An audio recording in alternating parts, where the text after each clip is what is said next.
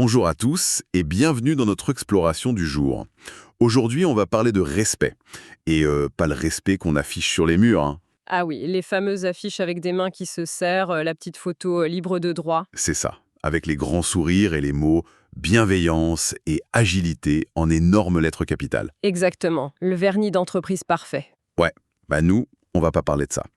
On va parler du respect qui se joue dans les regards après une réunion ou dans les mails envoyés à 22h47. Les silences aussi. Surtout les silences qui suivent une blague qui n'en est pas du tout une en fait. Absolument. C'est ce qui fait vraiment la différence entre une équipe qui respire et une équipe qui étouffe. Et pour commencer cette plongée dans nos sources, on a les données de l'ANACT, de Gallup, de l'IFOP et des études du cabinet Joker Impact. Et on va parler de Christine.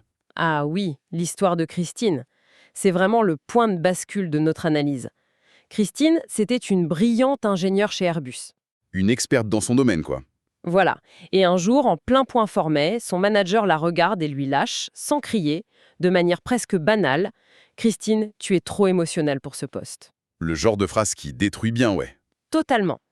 Et au lieu de démissionner sur le champ ou de pleurer, Christine, elle a pris un carnet. Et elle a tout noté, Tout documenté. tout, pendant un an. Chaque phrase, chaque exclusion d'une boucle de mail, chaque regard. Et elle a fini par porter plainte. Pas pour négocier un gros chèque, mais pour que le système change. Et aujourd'hui, son ex-manager est en reconversion et elle a fondé sa propre boîte. D'accord, décortiquons un peu tout ça, parce qu'il y a une contradiction troublante ici. Tout le monde se dit respectueux, mais le monde du travail est miné par ces conflits invisibles. C'est parce qu'en entreprise, on confond souvent la bonne ambiance et le respect réel. Et c'est là qu'entrent en jeu les fameuses micro-violences dont parlent nos sources. Les micro-violences, c'est-à-dire par rapport à un conflit classique. C'est l'agression à bas bruit, tu vois. C'est pas quelqu'un qui hurle dans l'open space, c'est un collègue qui pousse un long soupir en levant les yeux au ciel quand tu prends la parole. Ouais, le truc bien méprisant. Exactement. Ou le mail ultra détaillé de 3 paragraphes où tu reçois juste un OK avec un point final bien sec. Et le pire, c'est l'excuse derrière. Le fameux «Oh ça va, t'es trop sensible» ou «C'était juste une blague». Ah, le t'es trop sensible, l'arme fatale. Mais oui. Et les chiffres de l'ANACT de 2024 sont glaçants. On parle de 68% des salariés qui sont touchés par ces microviolences. 68%. C'est énorme. C'est presque tout le monde. Et seulement 12% en parlent. Pourquoi? Parce qu'on leur dit que c'est pas grave. Sauf que si, c'est grave. 63% des gros conflits commencent par ces petites blagues. Ça me fait penser à des termites dans une maison en bois, en fait. Comment ça? De l'extérieur, tout a l'air parfait, la façade brille, c'est la bonne ambiance, mais à l'intérieur, dans le noir, les termites rongent le bois, ça fait aucun bruit, et un jour, quelqu'un s'appuie sur le mur, et le plancher s'effondre. C'est une excellente image. Le burn-out qui arrive d'un coup, en apparence. Voilà. Et attends, nos sources disent aussi que ça explose avec le télétravail. C'est paradoxal, non? 58% des employés subissent ça davantage à distance. Le télétravail devrait pas nous protéger, justement. C'est la barrière de l'empathie numérique en fait. Derrière un écran, notre cerveau ne capte plus les petits signaux physiques de l'autre. La crispation, le regard. Donc ça désinhibe. Ignorer un message sur Slack pendant 48 heures, c'est très facile. Et c'est une forme de domination. D'accord, mais je me fais l'avocat du diable, une seconde. Si on doit fliquer chaque petit soupir ou chaque point à la fin d'un mail, ça va devenir épuisant, non? On risque de créer un environnement clinique et paranoïaque. Ce qui est fascinant ici, c'est que c'est pas du flicage. Le but n'est pas d'aseptiser les relations. Tout le monde peut avoir une mauvaise journée. Heureusement. Le problème, c'est l'érosion lente de la dignité. C'est l'asymétrie chronique. Minimiser ces gestes, c'est normaliser le mépris. Ouais, je vois. Mais alors, dans cette dynamique, il n'y a pas que le grand méchant loup aussi. Il y a une responsabilité partagée. C'est systémique. Totalement systémique. Nos rapports identifient 3 grands profils. Le premier, c'est le dirigeant qui pense être juste exigeant. Le fameux syndrome Steve Jobs. C'est ça. Il utilise un ton ironique, il prend des décisions sans rien expliquer et il appelle ça de l'efficacité. Il est persuadé d'être irréprochable. Et face à lui, j'imagine, l'employé victime. Oui, mais attention, l'employé victime n'est pas toujours tout blanc. C'est le deuxième profil, celui qui utilise le passif agressif. Ah, l'arme de destruction massive silencieuse. Voilà, les critiques en privé, la rétention d'informations pour faire trébucher un projet. Il croit que sa violence est acceptable parce qu'elle est douce, vu qu'il est en position de faiblesse. Et au milieu de tout ça, il y a le cadre intermédiaire. Le troisième profil.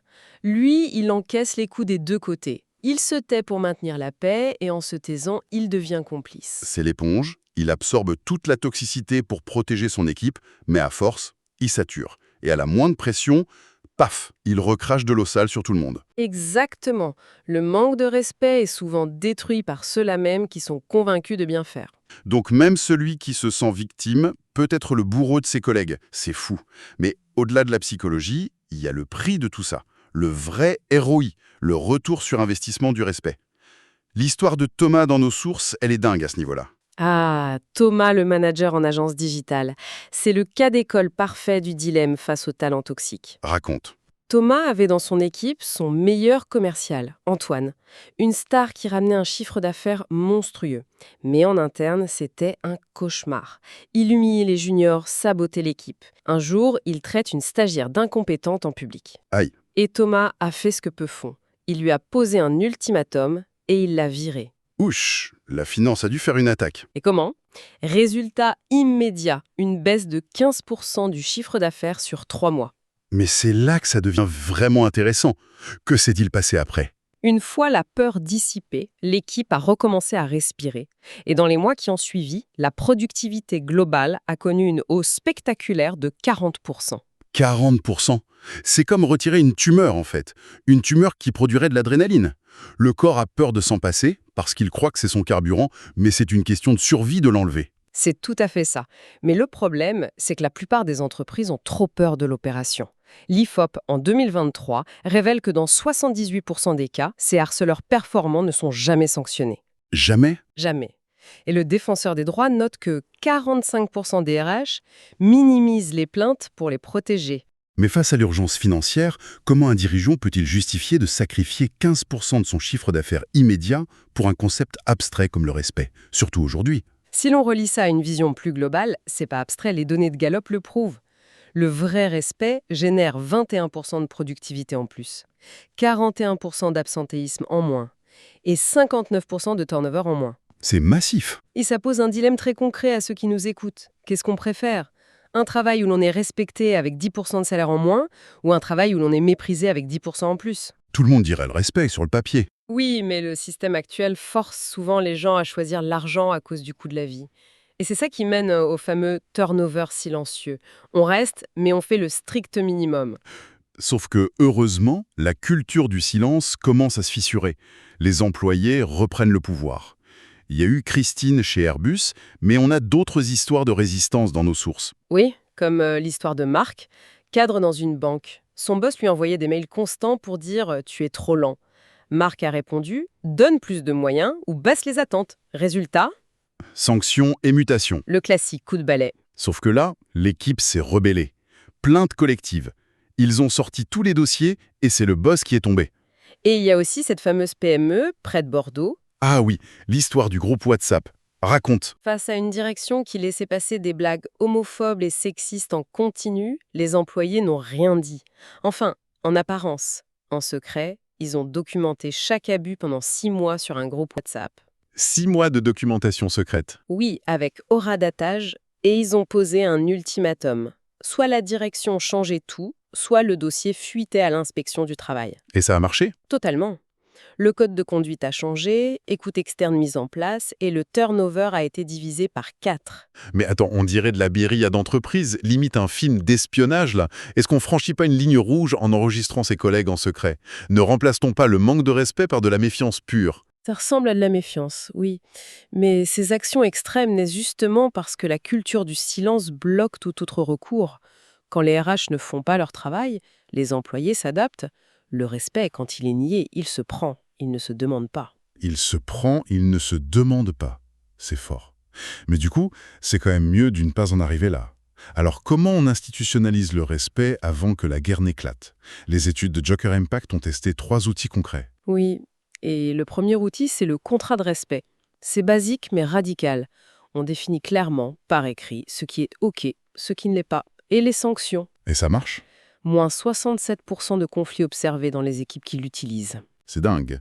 Mais c'est quand même terrible. C'est comme un contrat prénuptial pour collègues de bureau. Devoir rédiger un manuel juridique pour expliquer à des adultes comment se comporter décemment, n'y a-t-il pas un échec de l'éducation derrière tout ça? Ah, mais c'est un palliatif, c'est certain.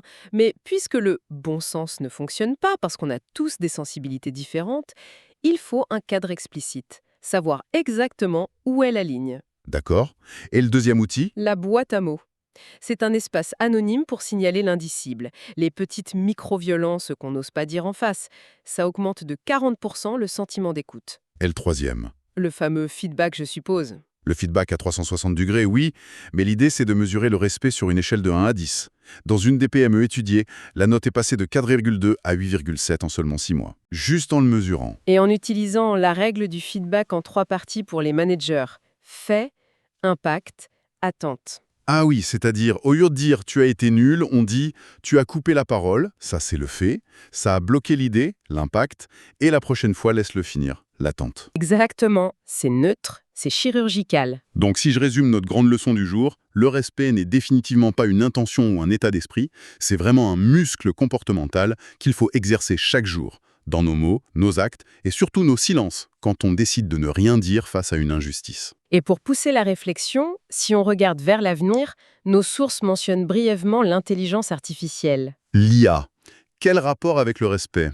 Imagine demain, on utilise tous l'IA pour reformuler nos mails passifs-agressifs afin qu'ils paraissent parfaitement polis et respectueux. Ah, l'automatisation de la politesse. Voilà.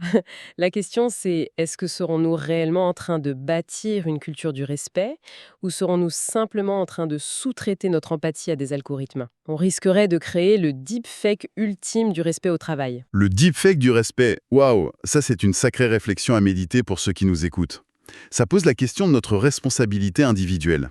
Et ça me rappelle cette citation tirée de nos recherches. Certaines cartes changent une partie, d'autres changent un destin. C'est ça l'enjeu, oui. Dans ce jeu du monde professionnel, il n'y a pas de spectateurs, seulement des joueurs. Alors, quelle carte chacun va-t-il décider de jouer aujourd'hui? Celle de l'inertie ou celle du courage? Merci d'avoir partagé ce moment avec nous et à très bientôt pour une nouvelle analyse.